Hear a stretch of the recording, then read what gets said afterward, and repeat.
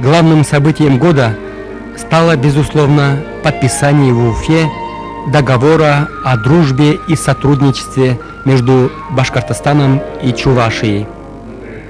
Муртаза Рахимов, государственный секретарь Мансур Аюпов и президент Чувашской республики Николай Федоров еще раз отметили традиционно конструктивный характер отношений между братскими республиками.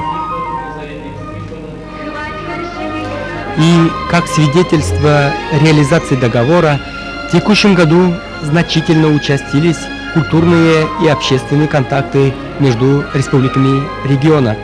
По приглашению Николая Федорова в Чувашской республике побывал Уфимский народный ансамбль «Нарспи».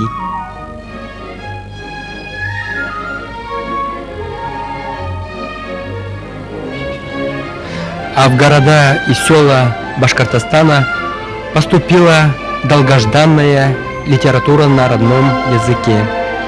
И кроме того, чаще начали бывать ансамбли из Чувашской республики.